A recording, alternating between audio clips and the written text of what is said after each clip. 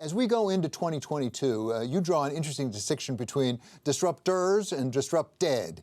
Tell us about some of the disruptions you're looking at coming up this year for equities. Sure. Whenever we turn the page on the calendar for a new year, we do like to do some longer term thinking about where we've come from in equity markets and where we're going. And I just think it's really interesting to know we were looking at the top 10 companies as at the beginning of 2022. And if you go back 20 years, there's actually only one that's still a top 10 company, which is Microsoft. And it's 5x over that period. The 9 others on that list have actually detracted a total of 235 billion of market cap over that period. And I think that just underscores the importance of being on the right side of disruption and picking the companies that you think are going to drive forward good fortunes in the future. We're really focused, just to end, on 3 main themes going into this year, but I actually think they're going to be relevant for investors for most of the decade. And those themes are the future of healthcare, everything from genomics to robotic surgery, the future of the planet, so this idea of transitioning to a more sustainable planet. Yes, it's about renewables, but also sustainable consumption, circular economy. We're invested in a company, for example, that recycles jeans. And then finally, we were talking about tech earlier. We're big believers that we need to invest beyond the FANGs, down the market cap and around the world, because tech power is going to get diffused out of Silicon Valley into the smaller cap part of the market, but also have many local winners around emerging markets. Take PagSeguro, for example, and a company listed in Brazil. It's a micro merchant expert in payments in Brazil. And so these are some of the themes that we think are going to matter in 2022, but well beyond for long-term oriented investors. Those are some great macro things to keep an eye on. Greg, to come over to you, I'm going to make it simpler perhaps than it is. It looks to me for fixed income, it's really all about the Fed. And frankly, whether there might be a policy error. I mean, because now we know we're going to have some tapering of the buying, we're going to have some rate increases, and now this week we found out we're going to actually have some quantitative tightening, it looks like.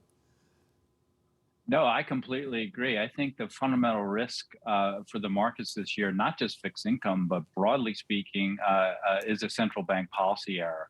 And it looks like we're careening towards that. And look, it is a very difficult environment to ascertain. That so much is clouded by COVID opening, reopening, closures, those types of things.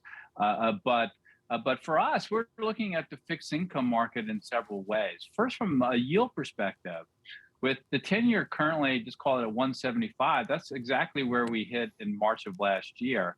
That was the top.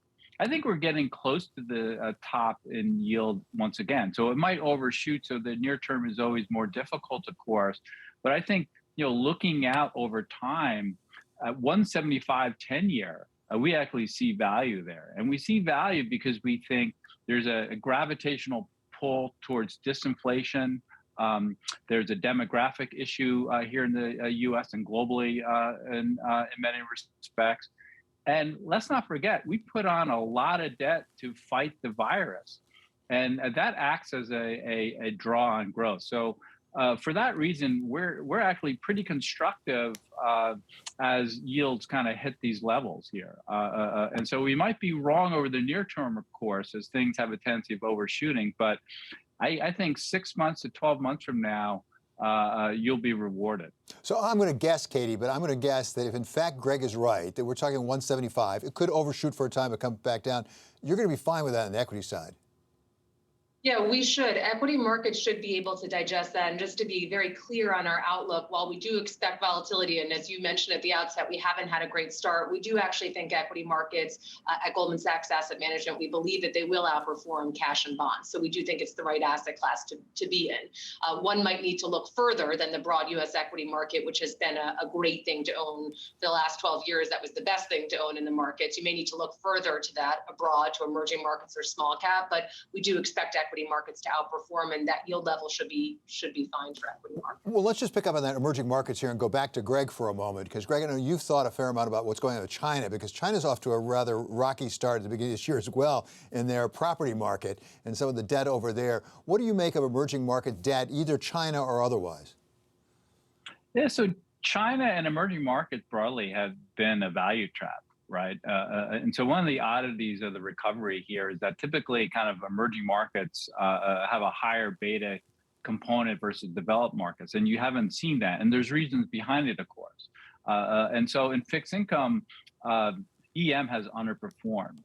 And so I think it might be a tad early still, but as I look at 2022, I'm looking at emerging markets as an area for real alpha opportunity. So I think it's been a value trap for good reason, but I think it's changing and pricing's changing. And of course, it's predicated on central bank policy there as well, as you need to see inflation kind of come off the boil, but see real opportunities. And China is not what it used to be. And I think investors need to kind of get a grip around that new reality, which is China is slowing and will continue to slow. And it's just a natural kind of maturation process, right, of the economy. So it has a very different input into the global economy as a result. And I think over time, investors will continue to kind of understand what that really means. Katie, one thing that we dealt with in 2021 and we're still dealing with today is semiconductors. And I wonder about the semiconductor sector and how you see it developing, because obviously we've had a real shortage, real supply chain problems there. It's a fairly concentrated supply system. At the same time, there's a lot of talk about huge investment in production, including in the United States. Yeah, when we look at 2022 as the year, last year was recovery, markets up 30%. We're really focused on resilience across a lot of things as being a great investment opportunity, and the supply chain is certainly one. And semis is the most important part of it. Also very relevant to China, which Greg just spoke about. So very big picture, 12% of US GDP roughly runs through the factory floors of Taiwan, because there is one company in Taiwan that has the ability to manufacture at the leading edge of logic, which is about 5 nanometers. And I'm not going to go into too much detail, but the headline is in the US, we really can only manufacture at 10 nanometers. And that's a problem because all of the technology we've spoken about on this segment that we're so excited about, whether it's the cloud, AI, 5G, et cetera, they're chip dependent technologies.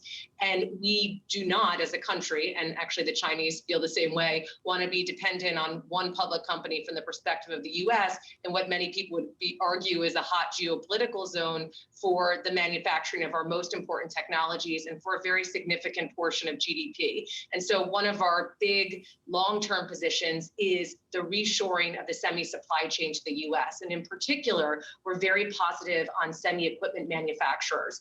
So I would put KLA forward as an example of that. And at the same time, in China, we are also investing in this theme because we believe that they will continue to invest in semi capacity as well. So this is a story for 2022, but also well beyond 2022. And Greg, to sort of wrap this up on the fixed income side, when you look at opportunities for 2022, with rising rates, how important is the quality of the credit you're looking at? Do you have to get pickier? Yeah, I think this year is about differentiation and alpha creation, but I think the days of beta are gone. So most of the tightening is kind of behind us in terms of spreads. So I think it's about alpha and relative value. So we're actually pretty excited about the relative value opportunity set. And a great example is just looking at where the 20-year Treasury trades. It trades with a higher yield than the 30-year. I mean, that shouldn't happen, right? So it's just kind of emblematic of the opportunity set writ large. So we're pretty excited about the relative value more than the beta.